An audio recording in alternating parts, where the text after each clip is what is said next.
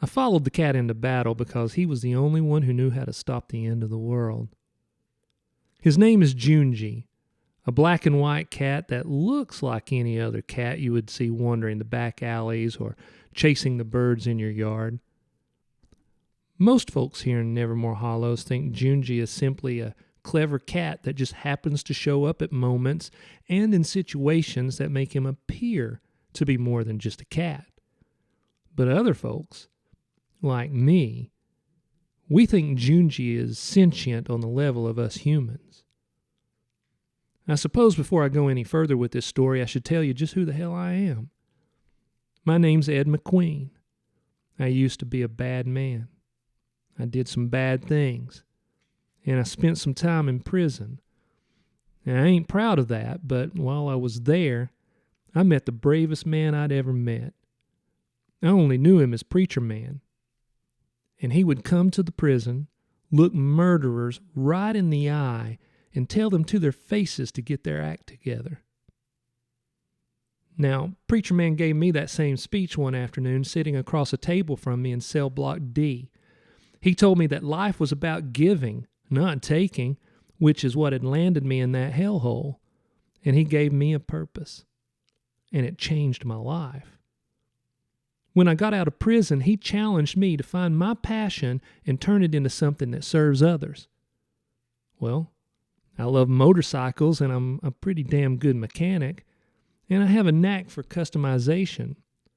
So I came to Nevermore Hollows and opened up a motorcycle customization shop, and I must be good because it made me wealthy. I've customized bikes for all kinds of people, even that guy that plays John Wick in those movies. And he's a pretty cool dude and plays a mean bass. I also founded a motorcycle club of like-minded men and women, and we use a portion of my wealth to distribute food, clothing, and such to the folks in need. And during Christmas, I dress up like Santa and deliver toys to the poor kids in the area. Every kid deserves a toy on Christmas, don't you think? And our motto is, if we receive a blessing, we share a blessing. Now, I'm only 35, and I don't really look like Santa. I am a big man, but more muscular than fat. I have a braided beard that hangs nearly to my waist, and my long hair is usually in a ponytail that hangs down my back, but they're both brown with a touch of gray and not full-on white like Santa's. And I'm covered in tattoos, some of which are unfortunate in their subject matter, but I keep them as a reminder to myself of who I was and who I've become. They keep me grounded.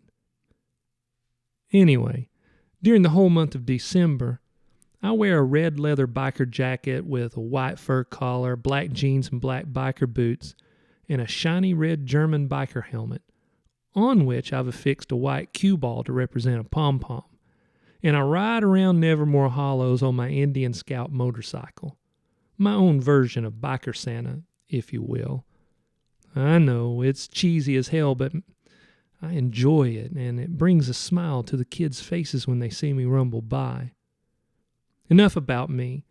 Now that you know who I am and how I got to Nevermore Hollows, let me explain how I got myself into this situation of following this damn cat into battle against an alien invasion.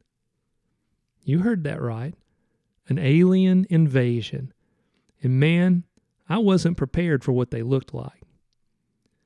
I guess before I get into that, I need to tell you about where the invasion occurred, which just happens to be the same place where I live. Though I've been blessed with success, I choose not to live in a fancy house.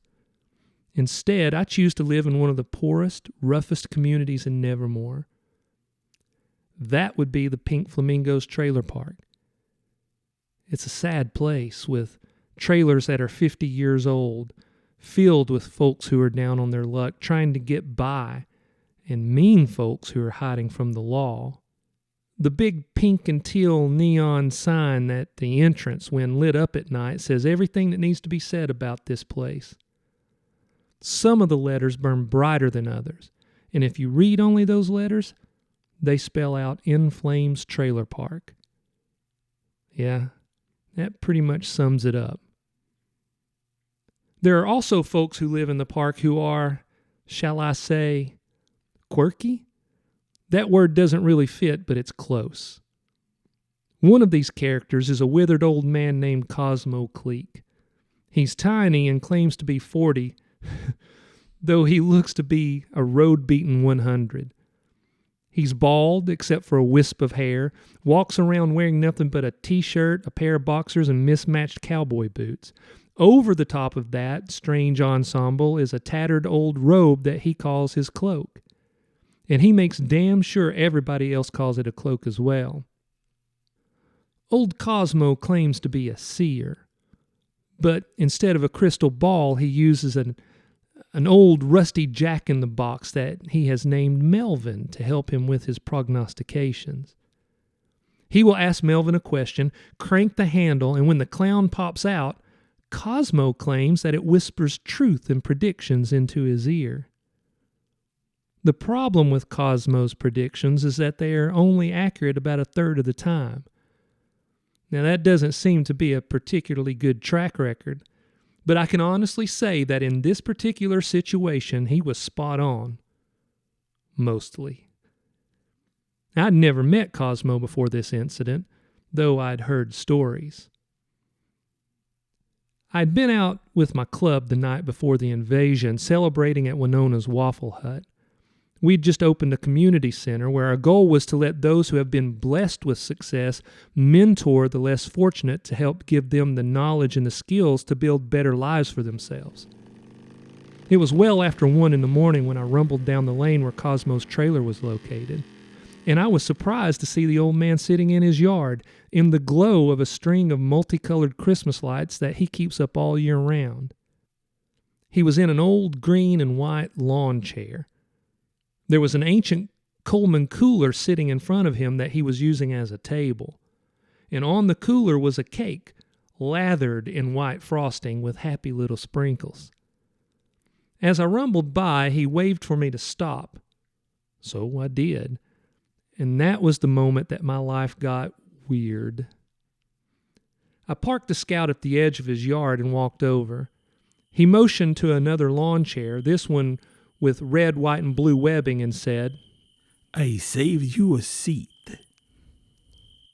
I was sure this guy was a kook, because I'd never met him before, and there was no way he could have saved the seat for me.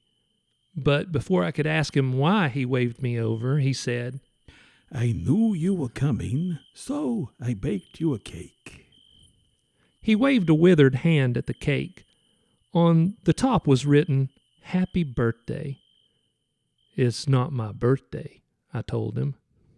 Cosmo gave a confused look. "Are you sure?" I nodded. "I'm sure."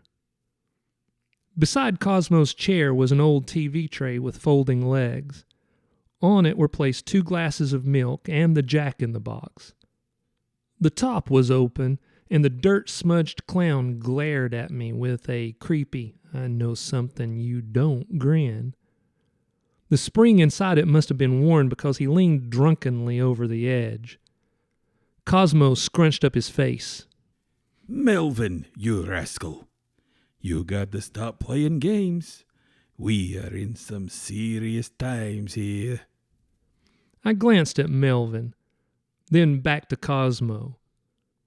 "Either way, sir, I'm thankful for the cake. Are you sure you were looking for me?" "Please, call me Cosmo." "All right. Thanks, Cosmo, but maybe you and Melvin thought I was someone else." Cosmo waved a liver-spotted hand. "Nonsense, Ed. Even though Melvin got your birthday wrong, he told me you'd be coming by after celebration at Winona's. Here, let me cut you a slice." He used a steak knife to cut a slice that was almost half the cake. He plopped it on an Addams Family party plate and handed it to me. He passed a plastic fork over, and I dug in. And I ain't gonna lie, it was the best damn cake I ever had. It was like God's own baker had whipped it up in heaven's bakery. Wow! I said, both to the fact that he knew I'd been at Winona's and the fact that the cake was amazing. Cosmo, man, this is really good. It's not what I expected. It's honestly a delicacy. Oh, it's nothing. Just an old family recipe. Here, have some milk. He handed me one of the glasses of milk. It was one of those old Looney Tunes collectible glasses from the 70s. This one was Slowpoke Rodriguez, who just happened to be one of my favorite cartoon characters of all time. Thank you, Cosmo. I appreciate the effort you put forth, even though it isn't my birthday. You're welcome. Cosmo leaned back in his chair and his cloak fell open. I noticed he was wearing a $6 Million Man t-shirt. But that's not really why I flagged you down. I needed to let you know that you are going to have to help save the world in the morning. I was about to shovel more of that heavenly cake into my mouth, but paused with the fork in the air. Come again? Cosmo gave a wheezy laugh and slapped his knee as if my shock and confusion was comedy gold. What a hoot! That look, it gets me every time. I assumed he was talking about other folks who had given him this look. Either way, I was intrigued, so I decided to play along. What do you mean that I need to save the world? Cosmo took a long draw of milk from his Daffy Duck glass. When he finished, he smacked his lips and wiped them with the back of his liver-spotted hand. Then he squinched his eyes at me. Tomorrow morning at 9, an alien from outer space is coming to the trailer park, specifically trailer number 72, and he's all kinds of pissed off. I was completely enchanted and wanted to know how this played out, so I decided to humor the old geezer. And he's going to take over the world starting here in this trailer park. Cosmo nodded, gave me a wink, and slapped my knee. You got it. And you need me to save the world. He gave another wheezy laugh. No, I didn't say that you had to save the world. I said you needed to help save the world. I took another bite of the delectable cake, washed it down with a long draw of milk. Then I said, Okay, who am I helping?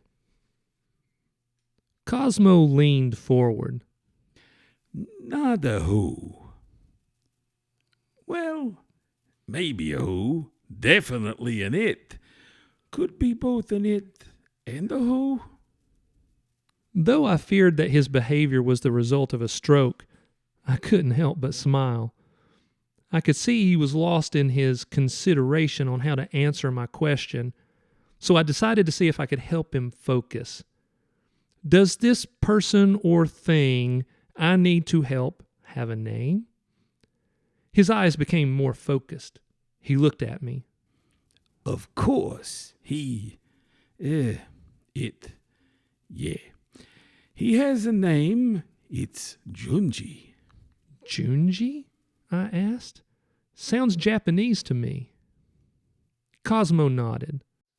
Yeah, Junji. It's 1:30 now, and Junji will be at your trailer around 3. He'll lay out the battle strategy to you then. Even though I had eaten at least a third of the cake, I couldn't resist.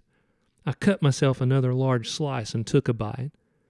Then I said, Okay, tell me a little bit about Junji so I can be prepared. What he said next was not anything I could have been prepared for. He looked me straight in the eye and said, He's a cat. A cat? Cosmo gave me a dose of side-eye. You know what a cat is, don't you?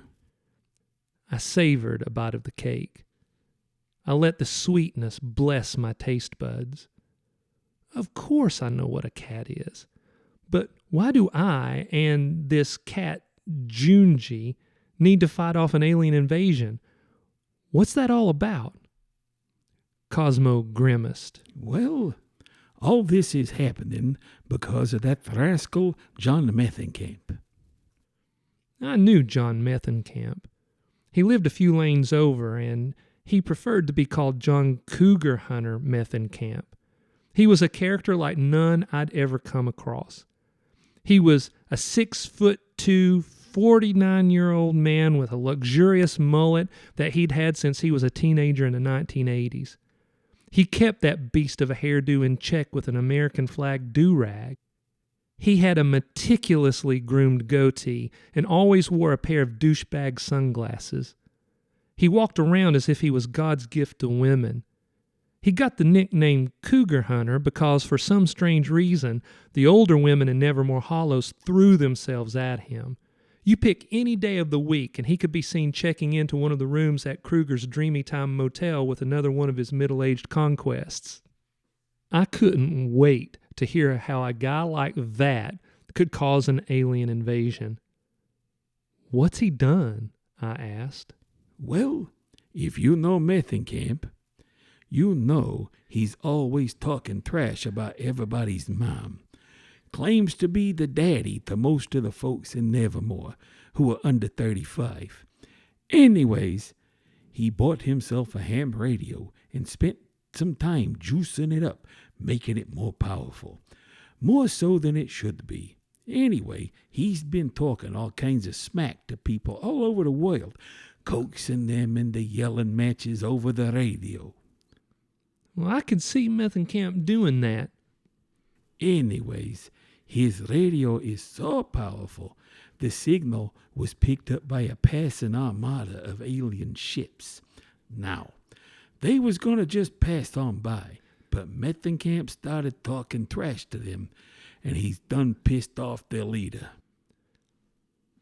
I was curious how it could be that an alien from another planet spoke Deep South redneck. This alien overlord understands English? They're an advanced race, Ed. They use translators. I nodded, hid my amused smile with another mouthful of that magical cake. Of course, I stand corrected," I mumbled. Anyways, Methencamp has been talking so much trash, saying that he fornicated with the alien overlord's mom, and that if he had that problem, he could just show up here in the morning at 9 for an ass whooping. Methencamp doesn't realize he's been trash-talking an alien? No, he thinks he's talking to a guy in Czechoslovakia, and I fear that once the Overlord kills Methencamp, he won't stop. He'll take over the trailer park, Nevermore Hollows, and the whole world. I fear the death will be in the billions. I continued to play along, not believing the old coot. "Look, Cosmo, that is a heavy burden to place on my shoulders." Cosmo wagged a gnarled finger at me, as if he thought I was an idiot. It ain't on your shoulders, Ed. It's on Junji's. You're just going along to help. Okay, let me see if I got this. At 3 a.m., expect a visit from a cat. At 9, we save the world from aliens who are pissed off at a trash-talking redneck. Exactly. Now, before you go, you got anything you want to ask Melvin? Just one question. Do we win? Cosmo gave me a look that indicated I had just asked the most important question in the history of mankind, which, I guess in his confused mind, I had. He snatched Melvin, shoved the clown back into the box, closed the lid, and said aloud, "Will Junji and Ed be successful in saving the planet in the morning?" He cranked the handle, and the warped music, which sounded creepy as hell, wafted out. Suddenly, the stained clown popped out and dangled precariously over the edge of the box. Cosmo squinted at the clown for a heartbeat. Then he looked at me and said, Melvin says 50-50. I have lived my life with odds much worse than those. So, continuing to play along with Cosmo's delirium, I drained the rest of my milk, told him I'd do my best in the morning, then hopped on my Scout and went to my trailer. It was 2 a.m. and I was tired. It had been a long day and had turned into a long night. I tossed my keys on the kitchen table, splashed some water on my face, and headed to bed, all the while wishing I'd asked Cosmo for the rest of that damned cake. I changed into a pair of sleep pants and a t-shirt and fell into bed. I was asleep in 5 minutes. At precisely 3 a.m., I was awakened by the sound of scratching at my front door. I'd only been asleep for a little over an hour, so I was groggy. I sat up and listened, not sure if I had really heard anything. Then, there it was again. Clear scratching. I crawled out of bed, grabbed my Sig Sauer pistol, and crept to the door. I peeked out the sliver of window, but saw nothing. There was another scratch, and then a meow. I opened the door, and sitting on the top step, there was a black and white cat. "Well," I said, surprised that at the exact time Cosmo said a cat would show up, it did. "You must be Junji." The cat locked eyes with me and nodded, as if in answer to my question that it was, in fact, Junji. Now, I love cats, and I had a few when I was a kid, but as smart as these animals are, I've never sensed such a commanding presence from one. There was an awareness in this one's limpid green eyes that indicated an understanding of the world that other felines do not possess. I felt a sense of wonder flutter through my spirit. I was curious how we were going to get beyond the language barrier if, in fact, Junji was super intelligent. I speak only English with a southern drawl. I don't speak cat. Junji meowed, and I swear to you, even though there were no words, I knew he asked if he could come inside. It didn't feel like any kind of magic or telepathy. His meow carried a questioning lilt that, in a place deep within me, I understood. The best way I can explain it is that my mind, body, and spirit seemed to tap into some ancient ability that we humans have forgotten. I stepped aside. "Of course," I said. And I ain't gonna lie, in that moment I felt a little weird. This wasn't like being a crazy old cat lady that speaks to her cats. Or hell, I don't know, maybe it is, but it took me a few minutes to process. Junji dipped his chin. I took that as thank you. He padded into the trailer and took a seat in one of the 2 chairs in the living room. He turned his intense green eyes on me and then meowed. I shut the door and wandered over and took a seat in the other chair. "Well, I feel a bit off here, Junji. I've talked to animals before, but I've never expected them to really understand me or that I could understand them. But I gotta know before we get started. Is this really happening? Are you smarter than the average cat?" Junji narrowed his eyes at me, as if he were considering how to respond. Then the cat literally shrugged his shoulders, as if to say, "Maybe?" Then he gave a soft purring rumble that I took to be a chuckle. It took a moment for me to realize that Junji was being coy, making a slight joke. I smiled and I leaned forward. "You're a bit of a smart-ass, ain't you?" Junji let out another one of those purring rumbles that I took for a chuckle. He meowed as if to say, "Hello, Pot. My name is Kettle."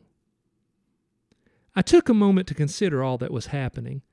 That crazy old man, Cosmo, told me to expect Junji, and here he was. This forced me to make a decision. Either this was real and I needed to somehow help this cat save the world, or I had lost my mind along with old Cosmo.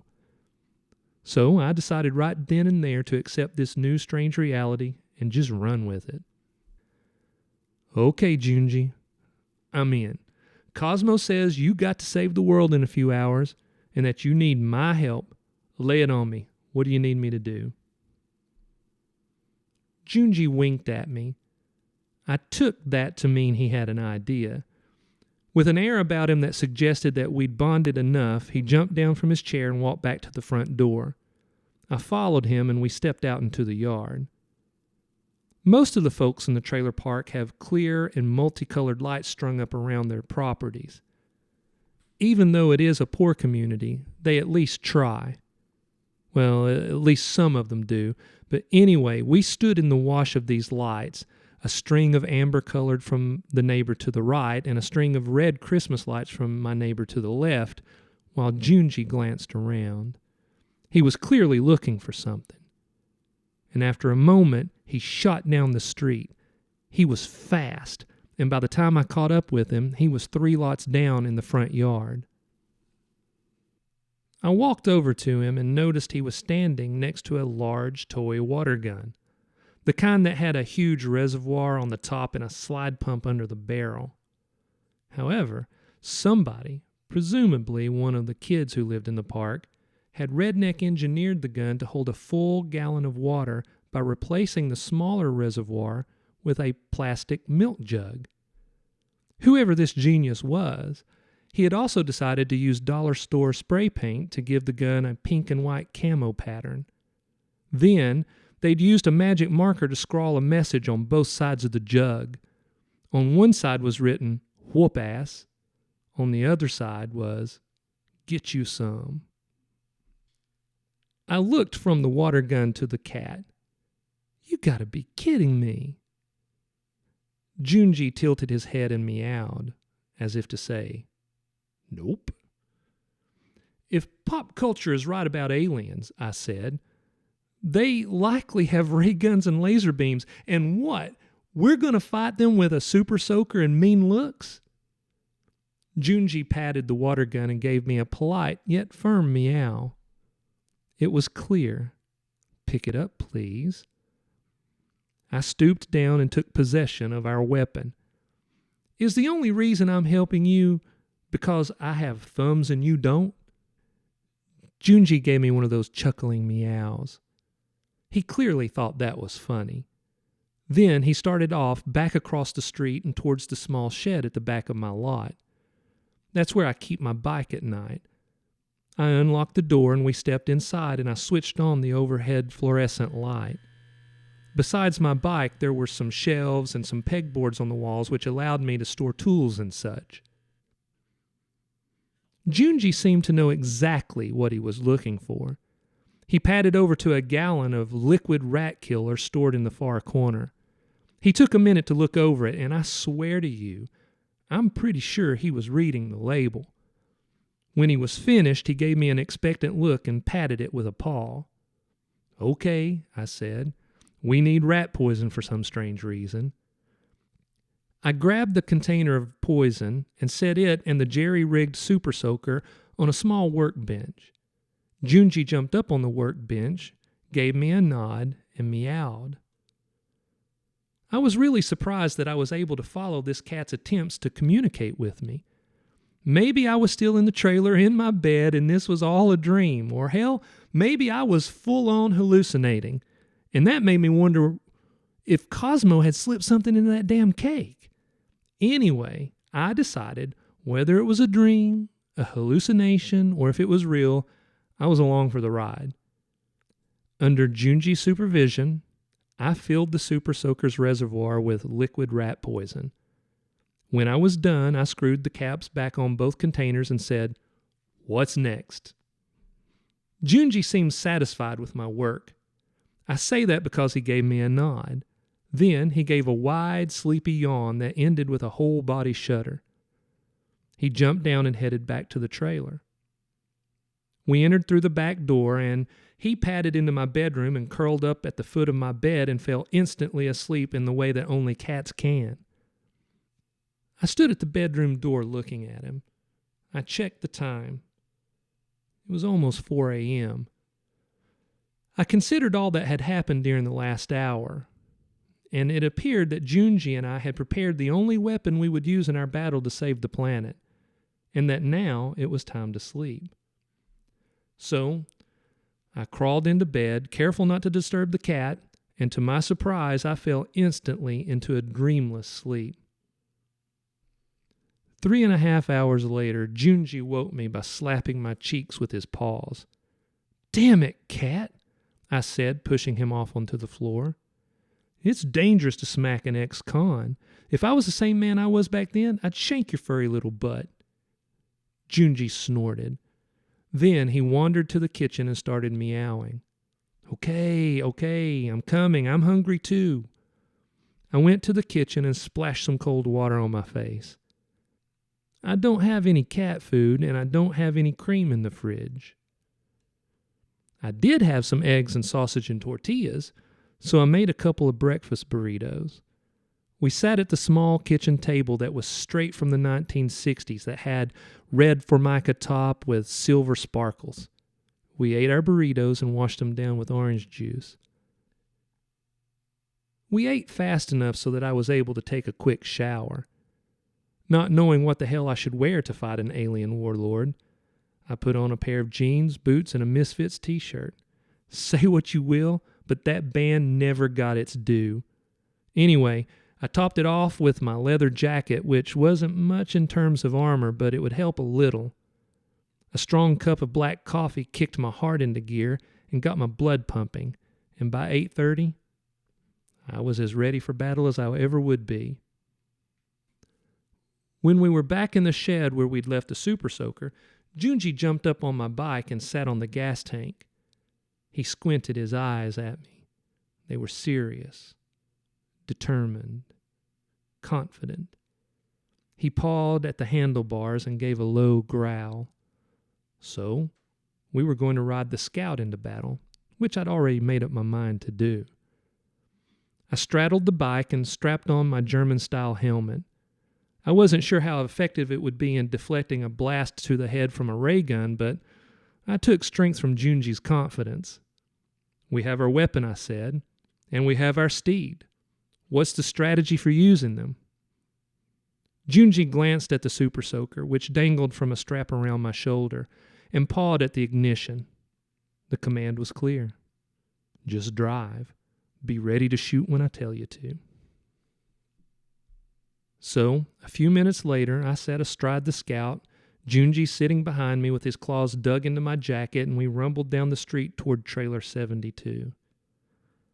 And I gotta say, the morning was beautiful. Picturesque even. Birds soared, butterflies flitted, squirrels scampered.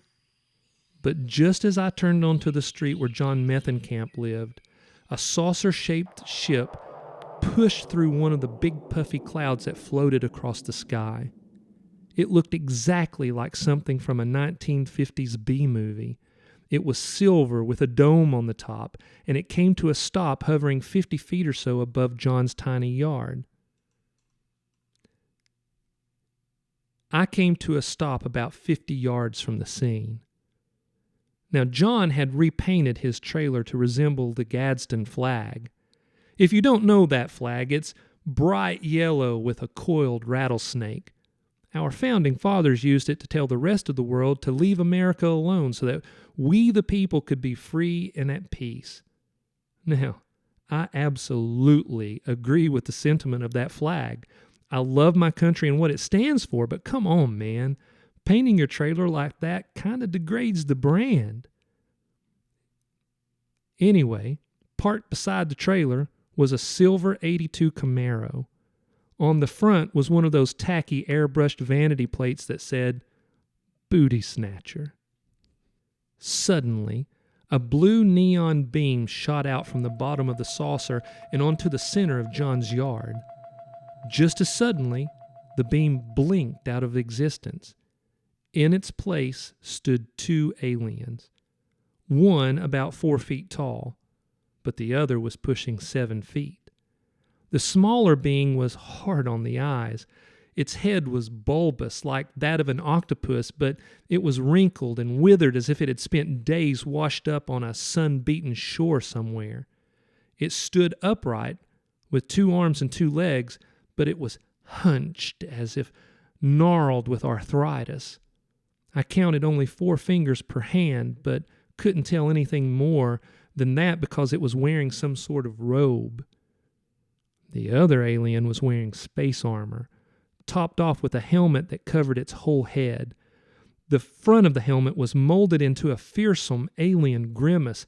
It reminded me of those face coverings that the samurai used to wear into battle.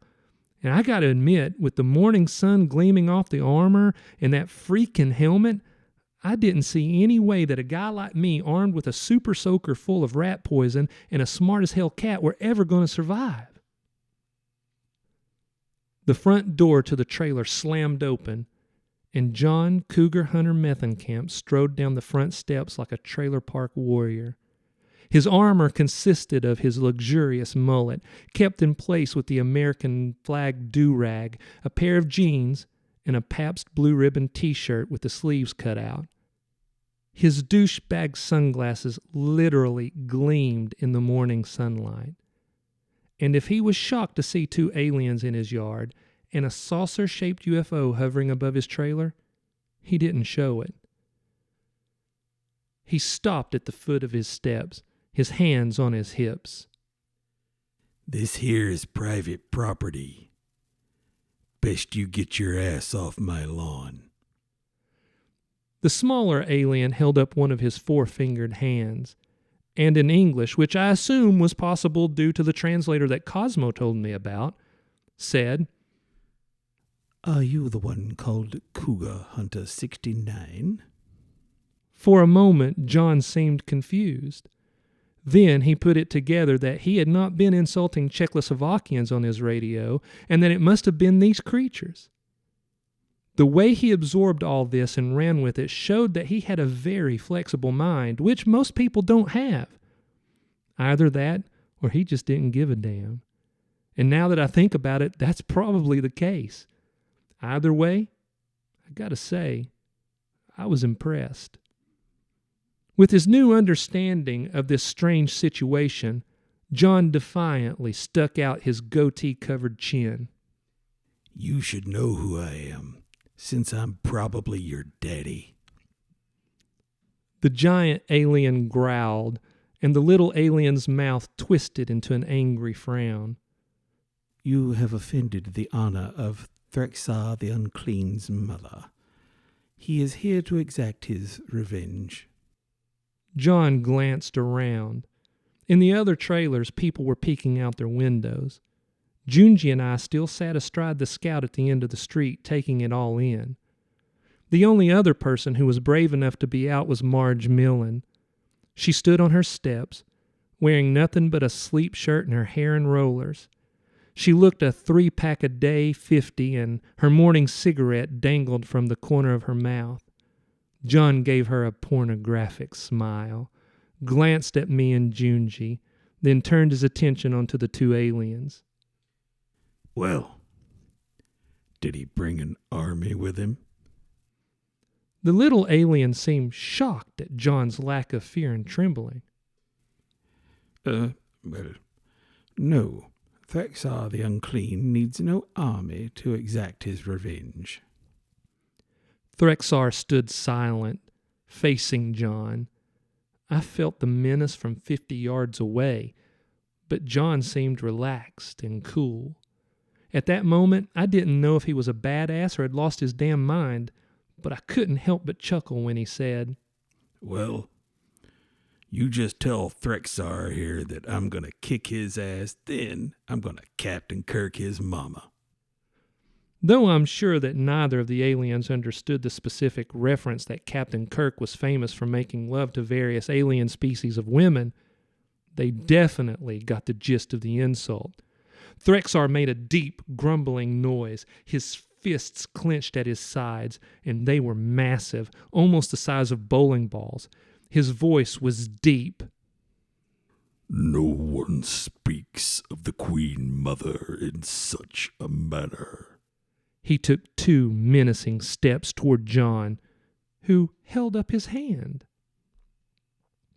Threxar stopped, then glanced back at the little alien. I could read their body language. They were confused. I imagine they were used to a lot of cowering and begging.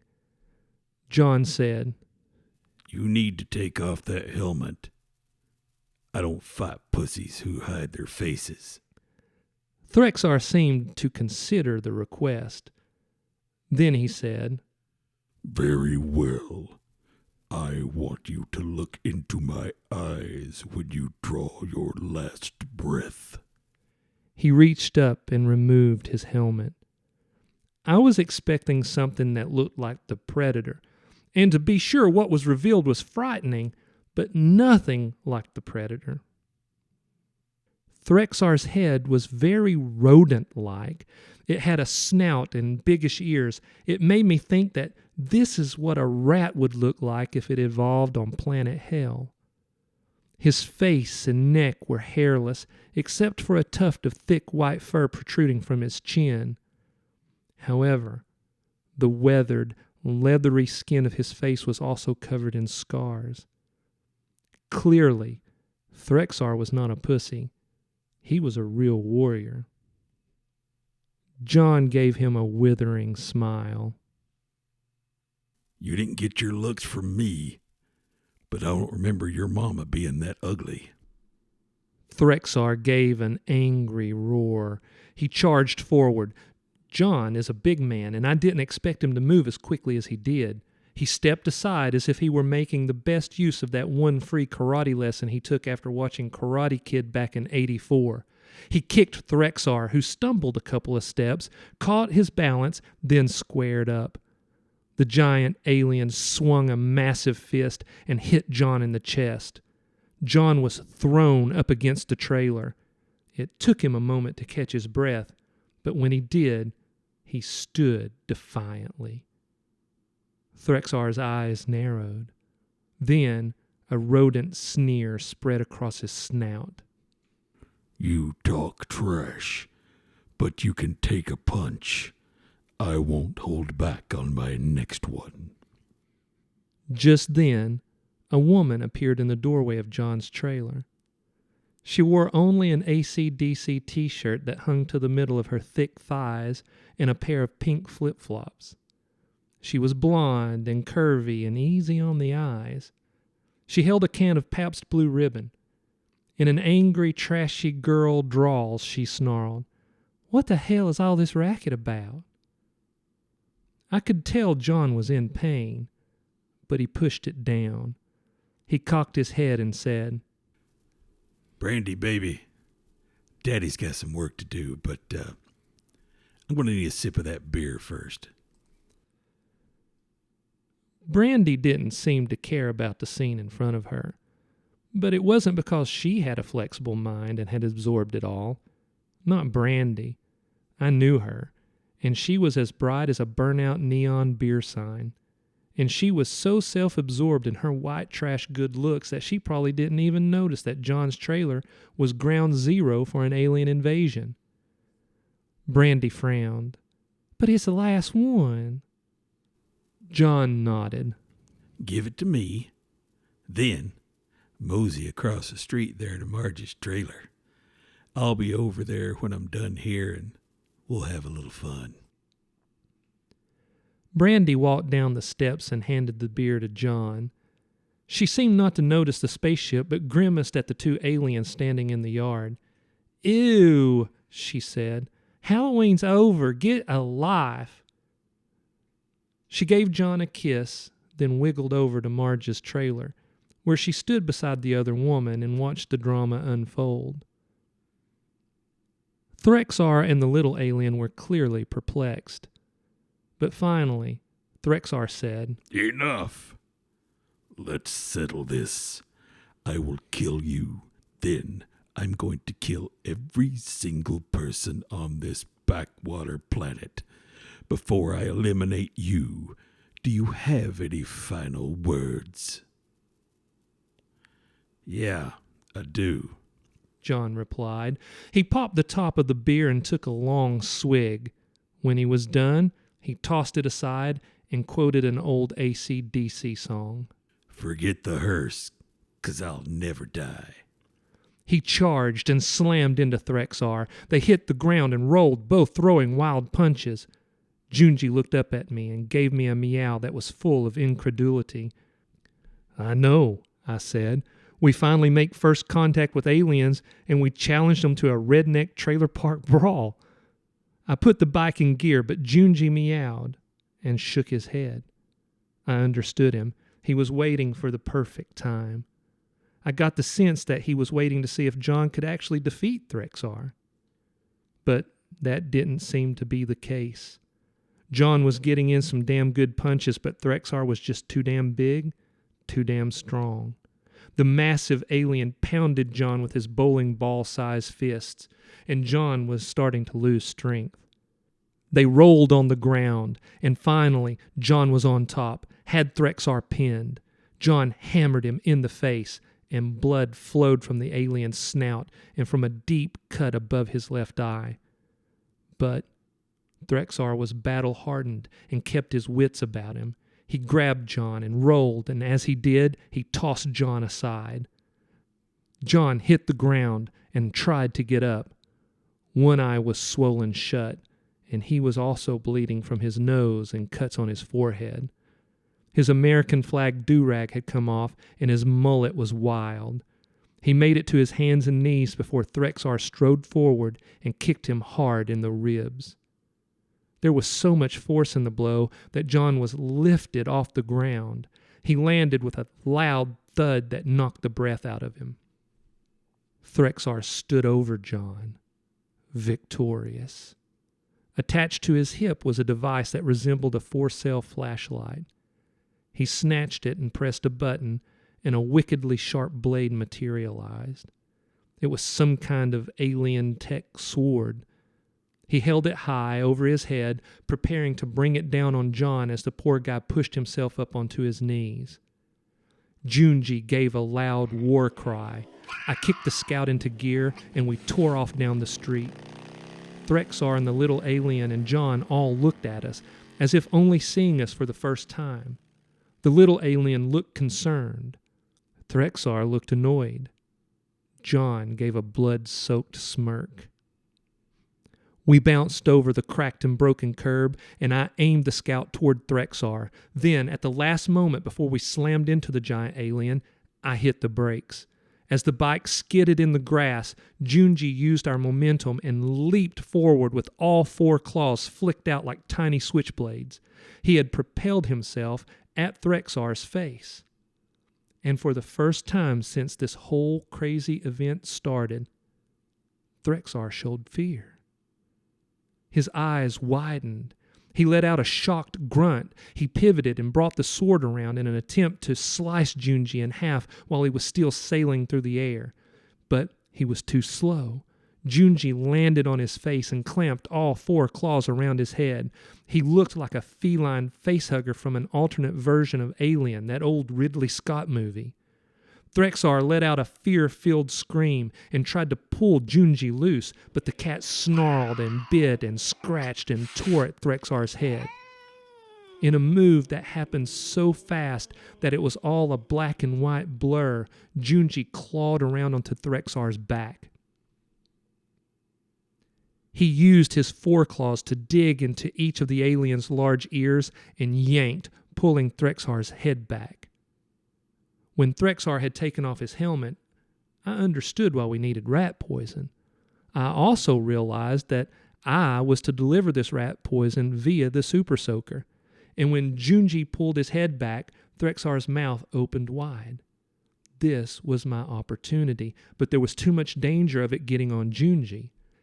Threxar thrashed about, roaring in fear and pain, and reached up and snatched Junji and was about to tear him loose. But Junji locked eyes with me and gave a commanding growl. I understood what that meant. Shoot, damn it! So I stepped forward, no more than 6 feet from Threxar, and snatched the super soaker that hung around my shoulder on a sling. I'd already primed the pump. I aimed at Threxar's open mouth and pulled the trigger. The stream of rat poison shot out like a wet laser beam. At the last possible second, Junji let go and jumped away. The rat poison splashed into Threxar's mouth. He stumbled back, gagging, but when he reflexively breathed, he choked some of it down. He staggered and fell to his knees. He leaned over and vomited onto the grass. Just then, John pushed himself up and grabbed one of Threxar's ears. Mimicking Junji, he pulled his head back. I stepped forward, put the muzzle of the super soaker into his mouth, and pulled the trigger. Threxar gurgled a scream, clawed at his throat, then fell onto his side, twitching in the throes of death. And suddenly, watching this alien die, I was struck by the understanding that all of this was caused by a clash of egos.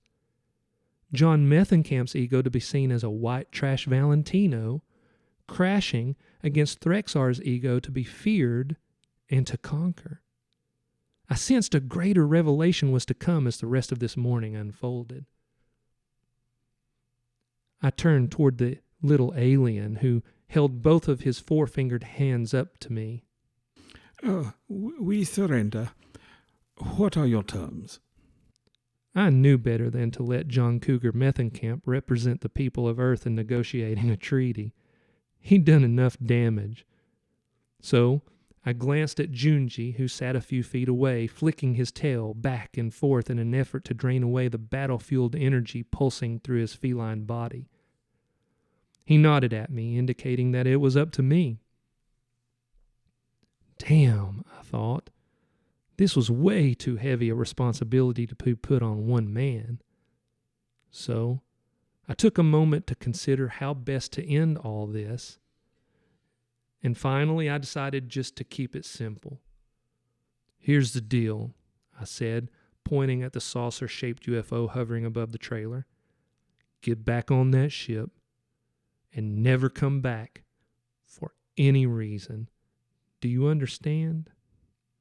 The little, withered, octopus-looking alien nodded. Yes, I do. Anything else?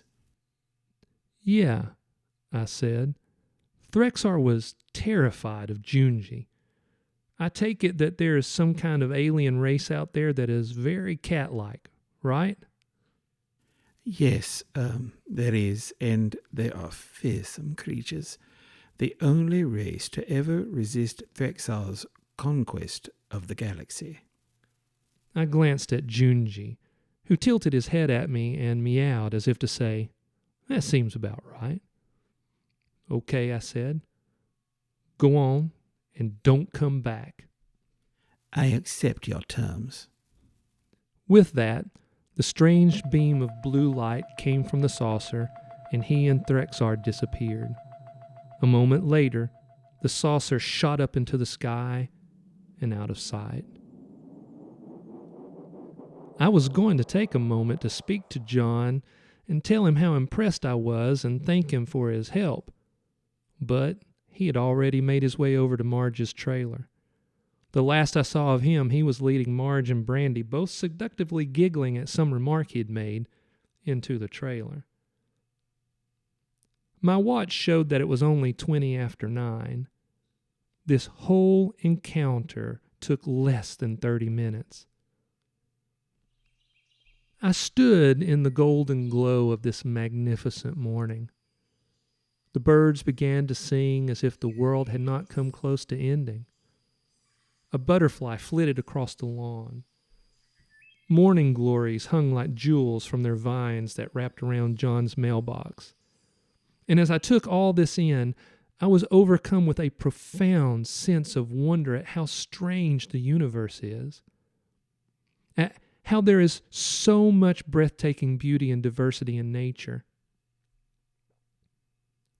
And for the briefest moment, I felt anxiety creeping inside me at the understanding that there were creatures out there like the aliens who would attempt to destroy such beauty. They were proof of darkness and ugliness of spirit in the universe. And you can call it ego, selfishness, narcissism, or you can be bold and call it exactly what it is, which is evil. For a moment, I struggled to reconcile the beauty with the ugliness. But then I realized that so many strange coincidences had to happen to get me and Junji here to stop the invasion. My whole life seemed to have been leading up to this moment. Even the bad stuff was used for good in this situation. If I hadn't gone to prison, I never would have met Preacher Man, who told me that life was about giving and serving. I never would have turned my life around and started my bike customization shop when I got out. I never would have become wealthy. I never would have used that wealth to serve others. And I never would have moved to the trailer park where Cosmo lived, who flagged me down and prepared me to meet Junji. And on and on and on with the seeming coincidences. Oddly, so many coincidences seem to me to be proof that there are no such things as coincidences. What I mean is if I'm correct in believing that there is an evil force at work in the universe, it is clearly using the weapons of selfishness, ego, narcissism, doubt, and fear and pain to constantly try to unravel creation. And if that is correct thinking, then logic forces me to believe that there is clearly some good force at play that is constantly weaving all things together. And as I considered this, standing in the light of the morning sun, I realized that this was another one of those weaving moments. The weaver had brought me and Junji to this place to stop an attempt at the unraveling. And that thought brought a stillness to my spirit. I basked in that stillness for a long moment. Then my stomach growled. I suppose a single breakfast burrito just wasn't enough to fuel such an intense revelation. I wonder if Cosmo is up, I said to Junji. He shrugged. I don't know, maybe he is. I know it ain't healthy, I said, but I could go for a slice of that cake. Junji meowed his agreement. Then we got back on the bike and rode across the trailer park to Cosmo's place. And as I knew he would be, he was sitting in his yard in front of the cooler which held the rest of the cake. There were 2 glasses and a saucer full of milk on the TV tray. Junji and I parked the Scout and took our seats. And as we partook in the simple pleasure of eating the cake and drinking the milk and conversing with a friend, we were thankful for the weaver that had so artfully woven the myriad strands of life together to bring us to this joyful moment.